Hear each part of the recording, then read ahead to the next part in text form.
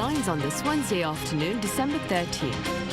President Yoon oversees the signing of 3 memorandums of understanding at Dutch tech company ASML earlier on Tuesday, amid plans to establish a chip alliance with the Netherlands.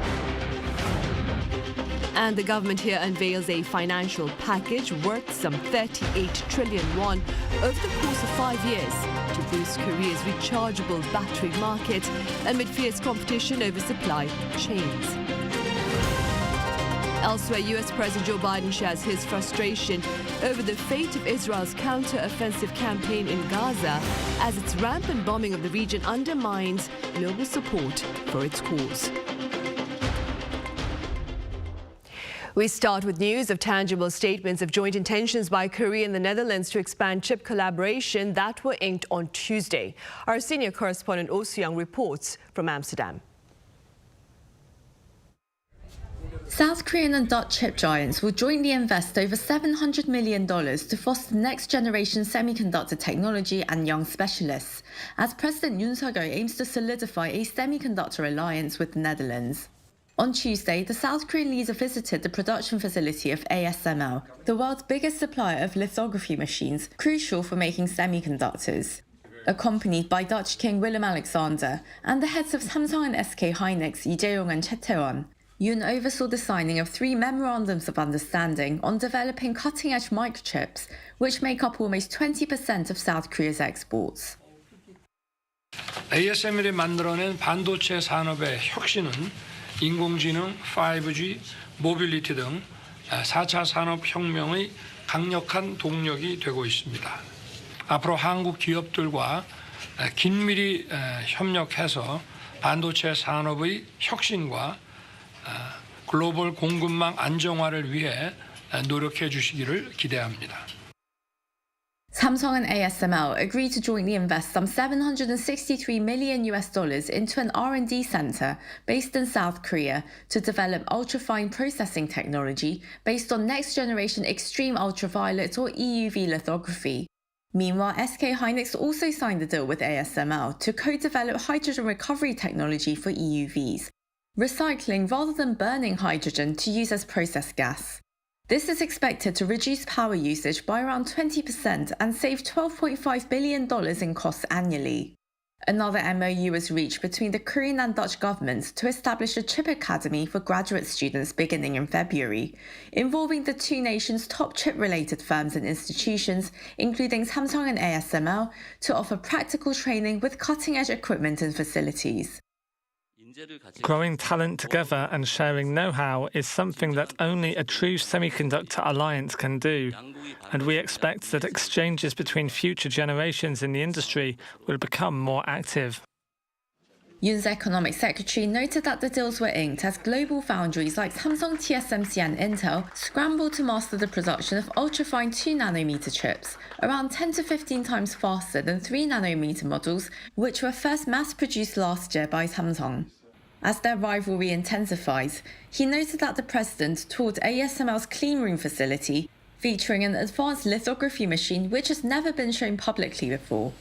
This, he said, casts optimistic prospects for South Korean firms looking to secure key materials and equipment to boost their chip-making capacity. Celebrating the budding cooperation, the South Korean leader and the Dutch king both signed a semiconductor wafer for display at the cleanroom facility.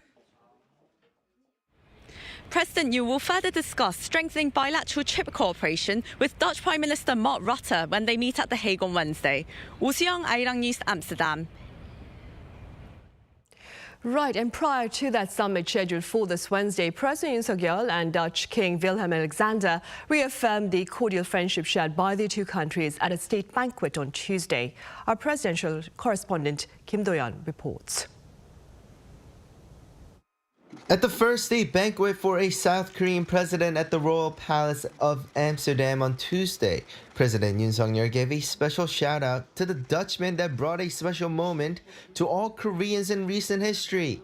2002년 대한민국 국민들의 가슴을 뜨겁게 달군 월드컵 4강 신화의 중심에는 네덜란드 출신의 명장 거스 히딩크 감독이 계십니다. 어디 계십니까? This was his way of showing that South Korea and the Netherlands share a deep relationship that goes beyond semiconductor cooperation.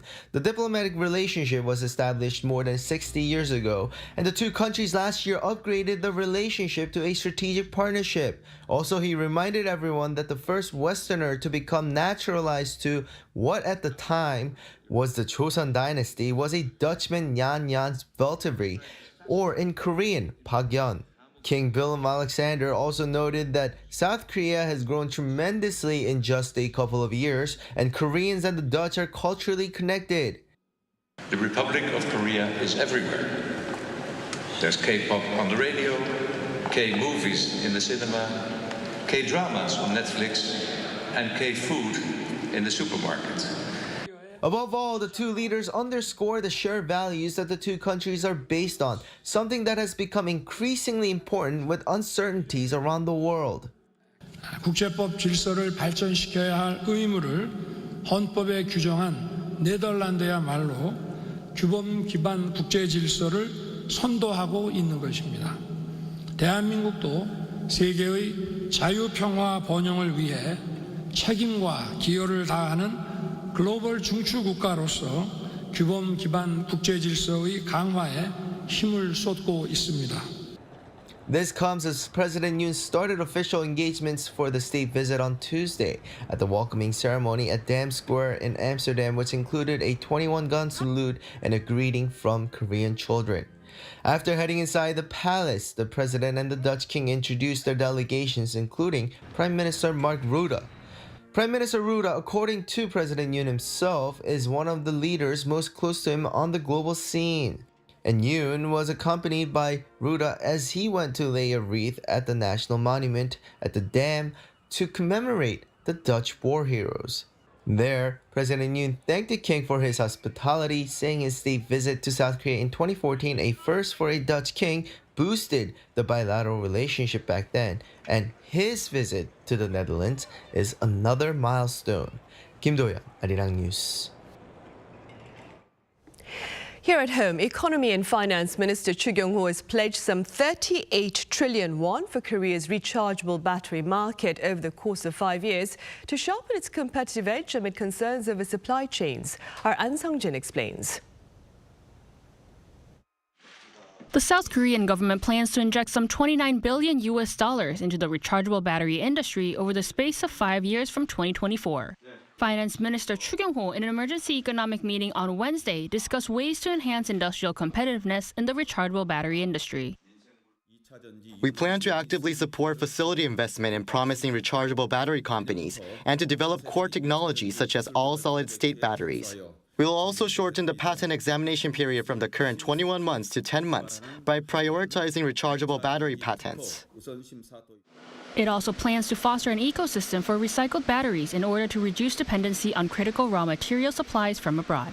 Instead of treating used batteries as waste, the plan is to transform them into recyclable products if they meet the criteria. If recycled, some can be remanufactured for electric vehicles, while those that are difficult to reuse will be recycled by extracting only valuable metals such as lithium and nickel. The government estimated that if all used batteries were recycled, it would secure enough key minerals for 170,000 electric vehicles annually, which is half of what Hyundai and Kia produce in a year. To further stabilize the supply chain, the government will increase loans for related companies and support interest rate reductions for facility investment in North America in response to the Inflation Reduction Act. To support critical raw material reserves and prevent a supply chain crisis in the long term, it plans to invest in building storage facilities by 2026 to store lithium, cobalt, and other vital raw materials for rechargeable batteries. At the meeting, measures to combat shrinkflation or package downsizing were also discussed. Data from the Korea Consumer Agency found that nearly 40 items have been downsized over the past 1 year. The government will seek to make it necessary for sellers to show any dosage changes on product packaging and for them to indicate the unit price. It will become mandatory to label any changes on goods. We plan to thoroughly check whether this is properly implemented through consumer agencies or reporting centers. The government also pledged to pay close attention to inflation and amend relevant regulations if necessary. An Sung-jin, Arirang News. Also on the local front, employment expanded in November as well, albeit at a smaller size on month. Our Park Ko-no covers the latest numbers. South Korea's employment figures rose once again last month, but with a smaller increase than October. According to Statistics Korea on Wednesday, 277,000 jobs were added on year in November, bringing the total number of workers aged 15 and over to some 28,600,000. By industry, employment numbers were added especially in the science, health, and welfare and IT sectors, and by age, those aged 60 and above, and people in their 30s and 50s attributed to the increasing figures. But figures for other sectors, including education and real estate, all fell. Job additions had been on the increase from July, reaching a peak of 346,000 new jobs on year in October. But additions dropped last month, with fewer jobs in the accommodation and food service sector, which fell 50,000 in October to less than 10,000 last month. Statistics Korea also said the slower pace of increasing jobs was due to the base effect, as employment soared after the easing of COVID-19 measures. Manufacturing jobs have fallen for 11 straight months since January, with a decrease of 110,000 workers last month, which also contributed to November's smaller increase. Last month's employment rate of 63.1% was an all-time high for any November, since records were first compiled in 1982. An official from Statistics Korea said that the increasing demand for babysitters after COVID-19 boosted the employment rate, especially among women in their 50s.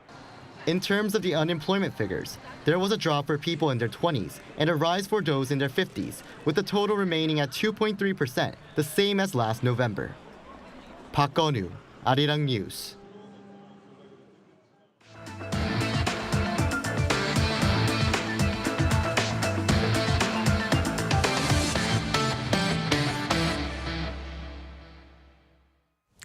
U.S. President Joe Biden has shared his frustration over the fate of Israel's counter-offensive campaign in Gaza as its rampant bombing of the region undermines global support for its cause. Our Lee Seung-jae has the latest. U.S. President Joe Biden has warned Israel that it's losing global support over its indiscriminate bombing of Gaza. He also called on Israeli Prime Minister Benjamin Netanyahu to change his way of dealing with the armed conflict, showing a new rift in his relationship with the Israeli leader. Speaking to Democratic donors in Washington on Tuesday, Biden voiced criticism of Israel's hardline government, calling Netanyahu's government the most conservative government in Israel's history. The Israeli Prime Minister admitted Tuesday that there is a disagreement with Biden regarding what he referred to as the post-Hamas Gaza Strip, but expressed hope that the two sides could reach an agreement. Netanyahu is against Biden's idea to allow the Palestinian Authority to govern the Gaza Strip following the end of the armed conflict, while the U.S. leader also pushing for a two-state solution. Netanyahu argues that Israel doesn't want to see a repeat of the Oslo Accords with the Palestinians in the 1990s, a deal that included a limited right to self-determination in Gaza and the West Bank. The chief of the UN Agency for Palestinian Refugees, Philippe Lazzarini, visited Gaza on Tuesday to examine the humanitarian situation in the region. Describing the visit, he said it was hell on earth and called for an immediate ceasefire. Meanwhile, Reuters reported Tuesday that there are 135 hostages still being held captive by Hamas. According to the Israeli government, of the 135 held captive, 19 are presumed to have been killed. The UN General Assembly on Tuesday voted to demand an immediate humanitarian ceasefire in the armed conflict. A majority of 153 nations voted in favor of a ceasefire resolution in the General Assembly's emergency special session, while 10 voted against and 23 abstained. The non-binding resolution calls for a ceasefire for all parties to comply with international law and for humanitarian access to hostages, as well as their immediate and unconditional release. Lee Seung-jae, Arirang News. And staying in the U.S., Ukrainian President Volodymyr Zelenskyy met with lawmakers from across the aisle and President Joe Biden in hopes of ensuring continued U.S. support for his country's defense against Russian invasion. Our Yoon reports.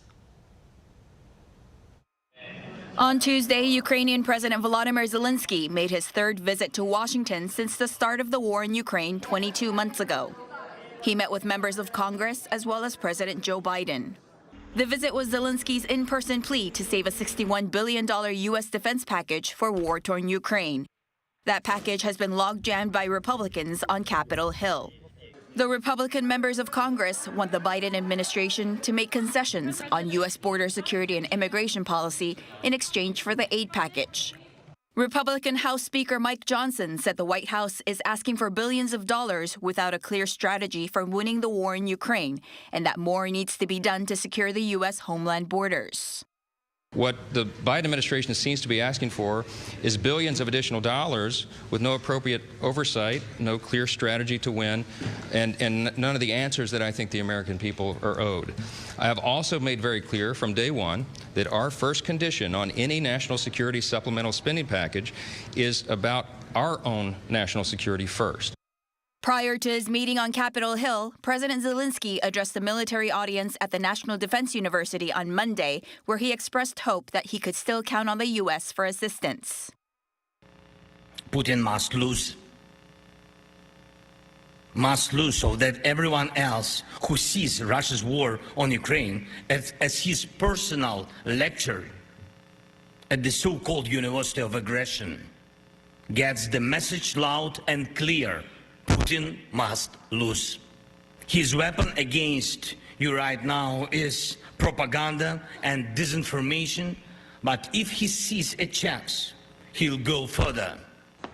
Standing alongside the Ukrainian leader at a White House press conference, President Biden vowed on Tuesday that neither he nor the American people would walk away from Ukraine, saying that allowing a Ukrainian defeat would mean Russian President Vladimir Putin and would-be aggressors everywhere would be emboldened.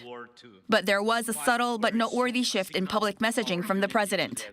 From his previous statement of a pledge for U.S. support for Ukraine as long as it takes, his message shifted to as long as we can.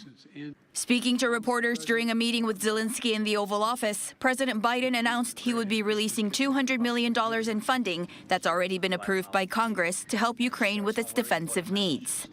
While that's a small fraction of the $60 billion Biden hoped for Ukraine in a supplementary funding request, the $200 million can be released shortly. Yoon, Arirang News. Meanwhile, over in the UAE, much frustration continues to be aired by countries at this year's Global Climate Summit as they seek to bridge the gap over the words about the ways to counter climate change. Our Che Suyang explains.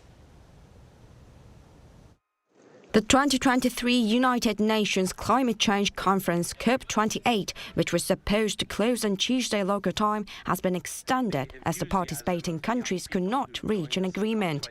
It's because a new draft released on Monday excluded the key phrase, phase out of fossil fuels. It's important that we have the right language when it comes to fossil fuels. It's important that we think about how we get that balance. The agreement fell because major oil-producing countries, including Saudi Arabia, opposed the words phase out. The Secretary-General of the Organization of the Petroleum Exporting Countries urged its 13 member countries to resist fossil fuel withdrawal. But over 100 countries, including the European Union and Australia, as well as many environmental organizations and even small island nations, some of the most vulnerable places in the world of rising temperatures and seas, blasted the draft for lacking the words phase out. And yes, there are a couple of good things in there, but overall it is clearly insufficient and not adequate to addressing the problem we are here to address. However, some developing countries also insisted that their countries should not be stopped by the contents of the statement. My country is a developing country. It's landlocked. It's still, exploiting natural resources for the economic development, for livelihood improvement, for job creation and so forth. 2 years ago, the conference participants agreed to gradual reduction limited to coal, but failed to expand that to all fossil fuels last year. The summit's Director General said the countries need to come back to the objective of limiting global warming to 1.5 degrees Celsius and reducing global emissions by 43%. Che Suyang, Arirang News.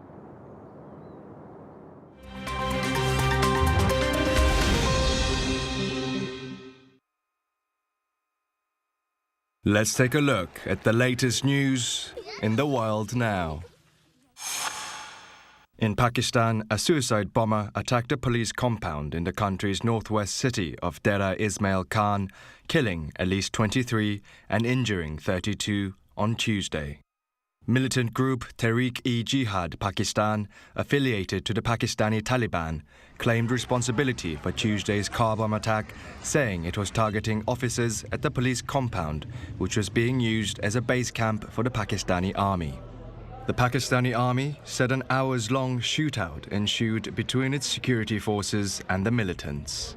The statement also said a total of 27 militants were killed after overnight military operations in the area. The Daraban police station is located near Pakistan's border with Afghanistan. A UN agency report released on Tuesday showed that Myanmar is once again the world's biggest opium producer, topping Afghanistan, where the ruling Taliban banned opium production. The United Nations Office on Drugs and Crimes report said that between 2022 and 2023, Myanmar, torn apart by civil war, had an 18% increase in the land used for farming of opium to over 47,000 hectares.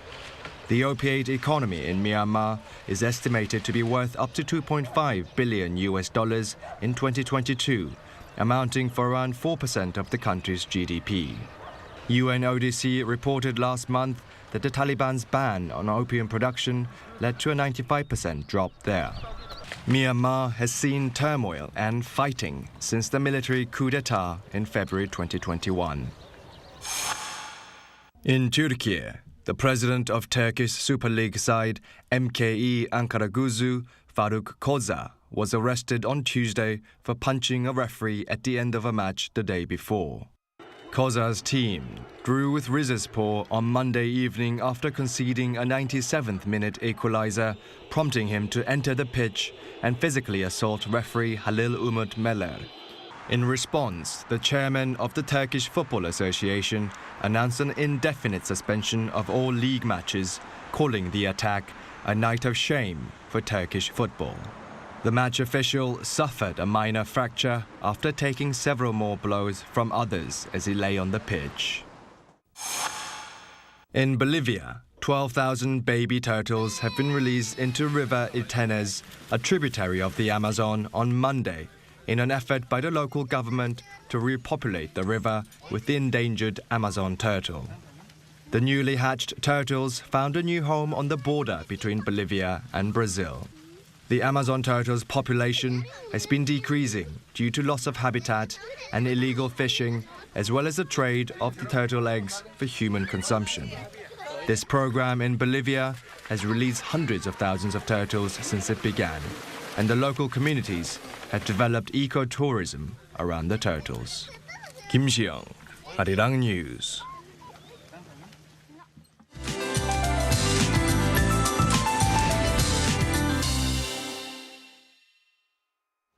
Good afternoon. It's hard to believe this mid-December warmth even after Daesal on the seasonal calendar. The warming trend continues today with warmer highs than yesterday under cloudier skies in most places. Through Friday, we'll have temperatures that are much warmer than norms. Then an extreme cold snap awaits us this weekend, rapidly going down to minus 11 degrees Celsius by Sunday morning here in Seoul. Well, this afternoon, highs are 2 to 5 degrees higher than yesterday. Seoul tops out at 12 degrees Celsius.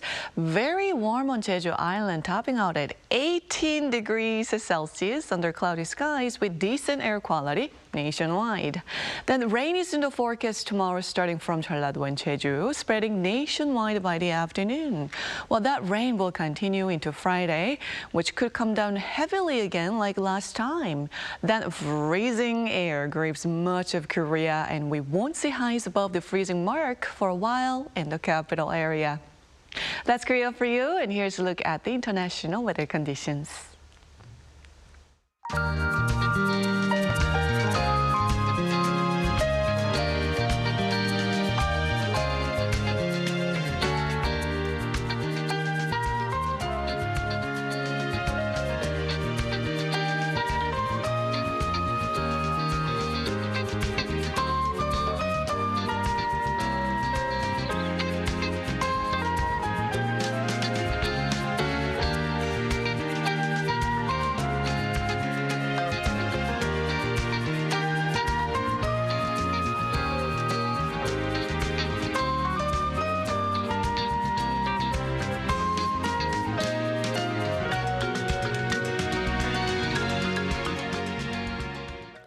And those are the headlines at this hour here in Korea. Coming up next is our daily panel session. Do stay with us. Thank you for now.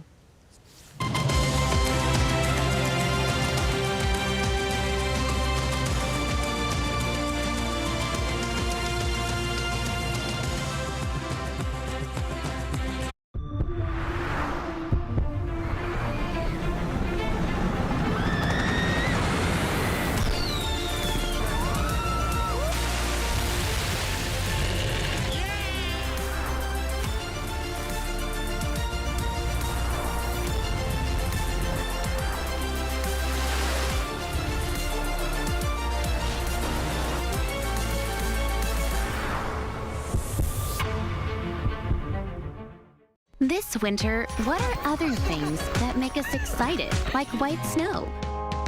Our own places of sweet memories. A thrill that frees your mind. Splash back in history.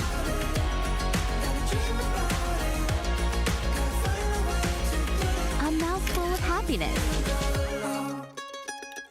Winter excites us. Mokpo.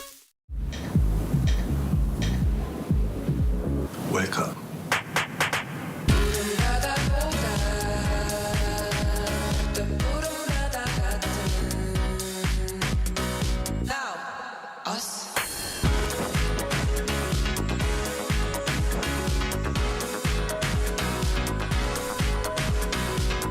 엄청난 에너지를 춤으로 뿜어내는 나라. 감당할 수 있겠니?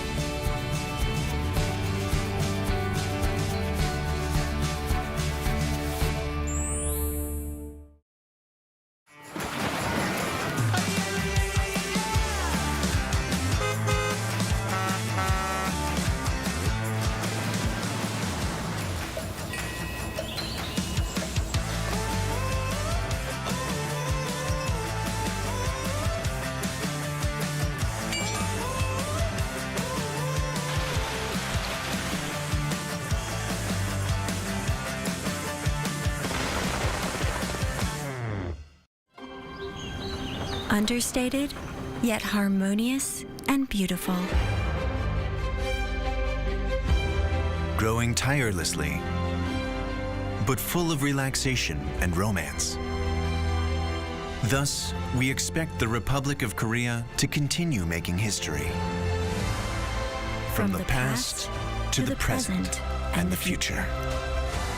This is K-Story. This is Korea. 한국에 오면 먹어야죠.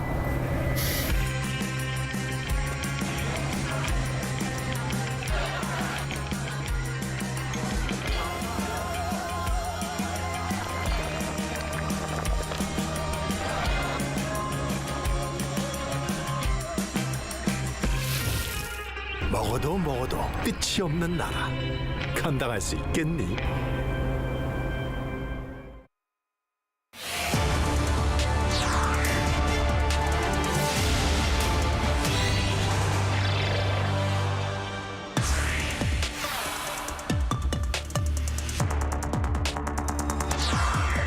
With less than 3 weeks before the end of 2023, Seoul is seeking to strengthen its economic endeavors with Amsterdam, while at the same time keep Pyongyang's weapons ambitions under scrutiny to ensure stability on the peninsula. So what potential endeavors between Korea and the Netherlands look to make headlines?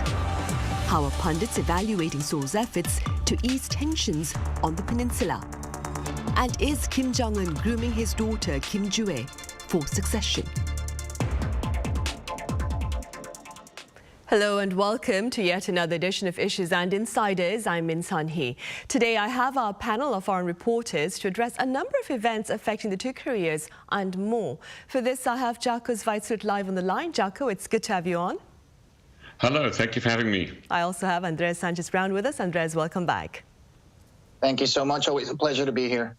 Andres, President Yoon Suk-yeol is engaged in his final diplomatic agenda for the year over in Amsterdam as we speak. What can you tell us about the endeavors between Korea and the Netherlands that are currently making headlines? Well, actually, this is an issue that I've written extensively about the past week, because I'd like to point out to start that within the European Union, the Netherlands is actually the largest investor in Korea. And it's also within the European Union members, the second largest trading partner just behind Germany. So this is actually a very important trip and a trip that has it's focused on economic ties. The presidential office precisely underlined this before the trip. And, you know, aside from it being a state trip, President Yoon actually has been the first Korean president to pay a state visit to the Netherlands. And aside from him and First Lady Kim Gong-hee being, you know, welcomed in Damplatz in Amsterdam and having this banquet hosted by King Willem-Alexander and Queen Maxima, the most important part of the visit is the visit that he paid to the headquarters of this company, ASML, in Veldhoven, because this company is basically the leading company in the world when it comes to lithographic equipment. It manufactures basically the equipment that is needed to make semiconductors.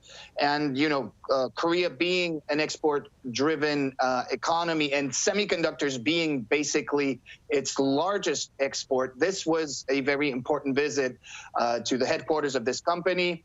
And actually, during the trip, the company did announce that it's actually going to spend an extra 1 trillion won, which is around, it's more than $700 million, in yet another facility in Korea, in this case for research with Samsung Electronics.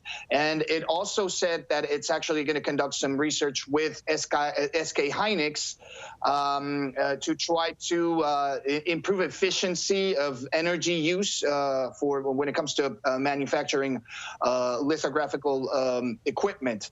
And of course, we have to point out that both the chairmen of Samsung Electronics and SK Hynix, Lee Jae-young and Choi Tae-won, did actually travel with President Yoon to the Netherlands, and that finally it was announced that President Yoon and Acting Prime Minister Mark Rutte will actually include in a document when they hold their summit in The Hague, they will actually mention officially the establishment of a semiconductor alliance between the two countries. So, as I say, a very important trip to end the year in this case. Right, of course. And Jacco, I understand you were born in the Netherlands, right, Jacco?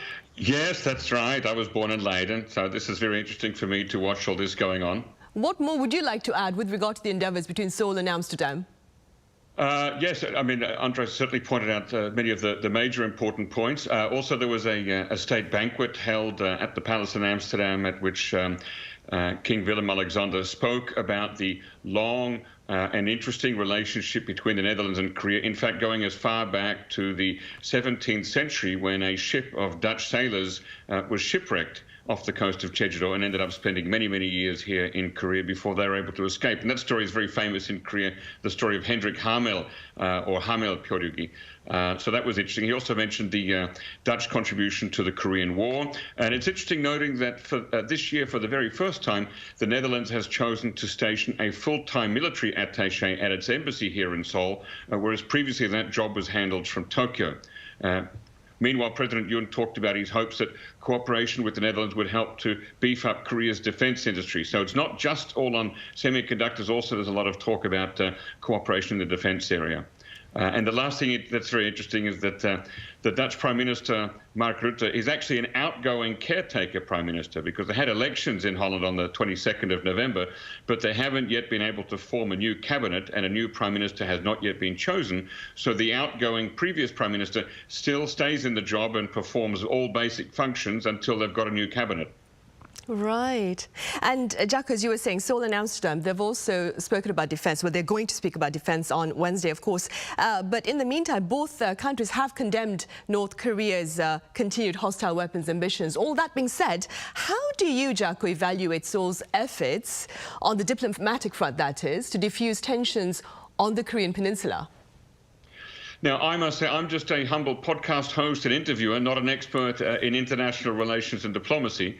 But I would like to say that overall, the international media has looked favorably on President Yoon's overseas diplomatic efforts, including at least 3 major state-level visits this year to the United States, the United Kingdom, and the Netherlands. That the overseas coverage has been quite favorable of these diplomatic efforts, perhaps more so than the local media has looked at his domestic efforts in other policy areas.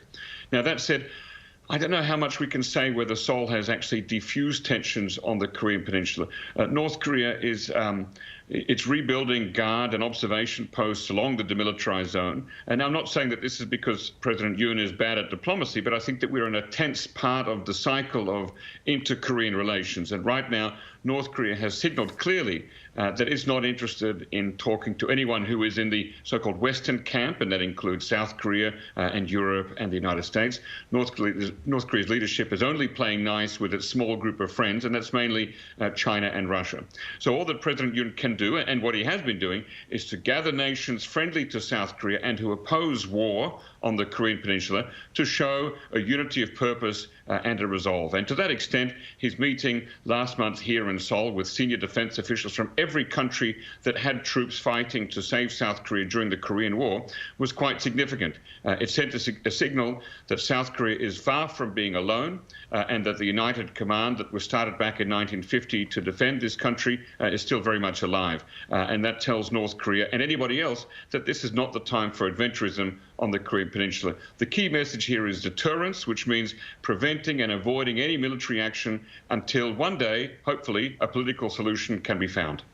Right, hopefully, of course. And also here on the Korean peninsula, Andres, there was quite a bit of coverage recently about North Korean leader Kim Jong-un shedding tears in public. Would you like to fill us in on that coverage? Yes, Korean Central Television broadcasted on the weekend this footage where North Korean leader Kim Jong-un could actually be seen shedding some tears and wiping them gently with a handkerchief. Now, this is definitely not the first time that we've watched Kim Jong-un cry in public. I do remember he shed some tears, for example, during his father's funeral in 2011, right before he came to power. And most famously in that military parade in 2020 to celebrate the 75th anniversary of the country's founding, he actually cried and said that he felt really bad because his efforts apparently were not enough to solve the harsh economic situation of the country. Now, why was he crying in this event held on the weekend? It was actually an event. It was the 5th Mothers meeting, which is an event that North Korean authorities strove to, let's say, commemorate or celebrate North Korean mothers and their efforts to bring up their children and, you know, the work in the household and this kind of thing. Now, the reason he was crying was because actually birth rate in North Korea is apparently down as well. It's very difficult to obtain accurate data when it comes to North Korea, of course, always. But experts do think that the fertility rate, which is the average number of children that every woman in a country is supposed to bear in the course of their life, that number in Korea is somewhere around 1.8. Now, some people will kind of find it laughable given that, for example, South Korea has a fertility rate that is 0.7, basically the lowest in the world.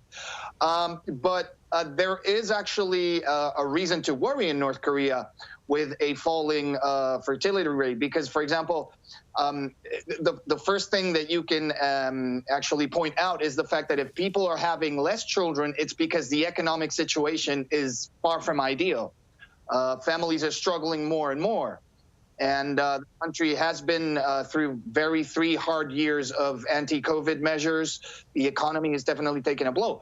And then in a country like North Korea, that is not, aside from mineral resource rich, its main asset, the main asset of its economy is basically human capital. So if your population is actually dwindling, that's not a good thing. Same thing goes for the military. North Korea apparently does have the largest army in the world when it comes to active members and reserve members. So, of course, for the military to lose its main asset, that is definitely maybe not a reason to cry, but definitely something to be concerned about. Right. Well, regardless, though, Jaco, Kim Jong-un's latest tears, they have triggered quite a bit of talk about this humane, or the purpose, that is, of this humane personality that Kim Jong-un appears intent to promote. What are your thoughts regarding these efforts? Yes, I want to just add a little bit to what Andres was just saying there. North Korean state media has three main ways of showing their leader on television. And the first way is to use still images and a voiceover narration by the newsreader. And the second is moving pictures, also with a voiceover narration. And the third way is to show the moving pictures with the original audio recorded at the same time as the images. Now, the last of these is quite rare. So in the case of the Kim Jong-un crying at the National Meeting of Mothers, it was the second way, that is showing moving pictures with a voiceover narration of somebody in the studio. So we don't actually know who was saying what during that exact time when he was weeping, but it does appear that it was while Kim Jong-un was seated and not speaking, so he wasn't at the podium, but he was rather listening to somebody else speak and following along in a written text. And in that same footage, we also see some of the assembled mothers weeping also at the same time. Now, some people might say that these are crocodile tears, that they're all sincere. We don't know. I don't know if we can say that. We don't really know what's in his mind. And certainly we as an audience, we find it hard to reconcile a leader who can be quite ruthless with the idea that he might also be sensitive. But there are examples throughout history of strong leaders who could be seized by the moment and weep. And I'm thinking of Winston Churchill, for example, Nelson Mandela, Otto von Bismarck, etc. And that means that, all leaders, no matter how ruthless and strong they like to appear, are in fact human. So these tears might have been sincere. But if it is just a performance, then what's he doing? Perhaps he could be showing the people of North Korea that he's not a cold and emotionless leader, but that he feels their burden and he shares in their pain. And that may bring his people closer to him. They do seem to have a genuine affection for him, as you can see, shown by the level of excitement that when he appears in person, people run up to greet him. But does it actually achieve anything more? It's hard to say, but he's definitely following more closely in the footsteps of his grandfather, Kim Il-sung, than in his father, Kim Jong-il, who wasn't very much known to be a man of the people. Right, I see. Meanwhile, Andres, you mentioned South Korea when talking about birth rates, and I was wondering, South Korea, as you mentioned, it's been fighting record low birth rates for quite a while now. Do you see this particular issue as continuing to be a challenge for the country moving ahead? I mean, we had foreign journalists cover it quite a bit this year. Yes, I'm afraid I do believe that this issue is definitely going to continue to make headlines in 2024, basically because the latest numbers that we get from the Office of Statistics in Korea do not look good. As I said, the fertility rate, which is the average number of children that a woman in a country bears during her lifespan, in Korea, this number for the third trimester, that is July between September, literally was 0.7, which is the lowest in the world. And some other statistics actually even we can say depressing. The Office of Statistics actually said that with the current trend, by 2050, the number of young people being people between the age of 18 and 34, will actually halve in Korea, down to 5 million. So these figures definitely do not point to anything good, and people will be expecting the government to come up with more measures. There's been a lot of talk this year about issues dealing, for example, with immigration, with allowing more people to come to the country. And definitely immigration seems to be part of a possible solution. And I say this because my country, Spain, you know, within the European Union, we, after Italy, have the worst fertility rate. It's somewhere around 1-2, which is very low and very far from what they call the replacement level, right? Which is the level normally around 2 children per woman that will allow you to keep the size of your population intact. And actually, our numbers in Spain are around 1, basically because it's actually immigrants who are having more children than people that were originally living in Spain, born in Spain, sorry. So definitely immigration seems to be a part of the solution, but it's not the only solution. I think people expect the government to be more creative, and especially when it comes to tackling what seems to be the main problem, which is financial difficulties. You know, people find themselves more and more burdened and feel that having children just makes everything way more difficult. But of course, Korea, regionally speaking, is not alone in this issue. Countries, mainly developed economies in the region, like Japan, like China, like Taiwan, like Hong Kong, face similar challenges. And definitely, as I say, immigration could be a part of the solution, but not the only part. And people will be expecting the government to come up with new measures. Right, indeed. Meanwhile, across the border again, Jaco, there's been fresh speculation about North Korea's Kim Jong-un possibly grooming his daughter Kim Joo-ae for succession. What appears to be the background behind this particular belief, and what would you say are the prospects of such a reality, having a female leader in North Korea?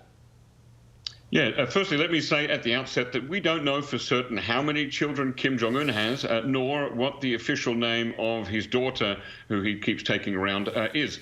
So in North Korea, where a new leader is being groomed to take over from the existing one, the details are kept quiet until all things are ready. When the founder Kim Il-sung was president and he was getting his son Kim Jong-il ready, for some time that son was referred to only by the title the Party Center, and his name was first officially revealed to the world at the Korean Workers' Party Congress in 1980. Some 10 years after he first started to ascend up the ranks. Similarly, with Kim Jong-un, his name and status as successor weren't revealed to the outside world until September 2010, even though people living inside North Korea already knew about him for some time before that.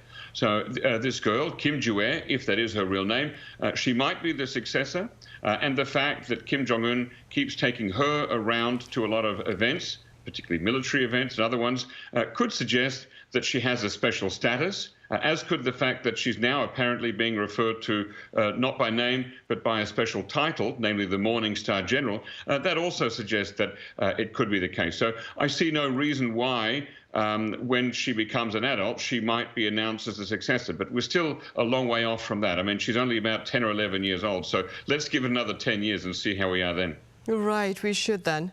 Andres, in yet another display of blatant defiance, of course, with regard to international sanctions. North Korean leader Kim Jong-un, he's been accused of seeking to smuggle a Lexus into North Korea. What are the broader implications, Andres, of this particular accusation?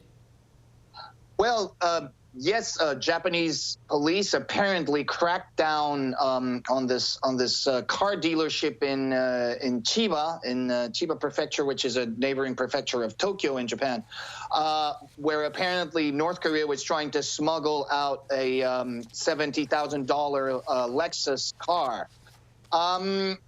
To be honest, actually, NK News published an excellent story this week where they actually did analyze state media footage extensively and actually found out that within recent times, Kim Jong-un has seemingly been seen using 4 new kinds of cars.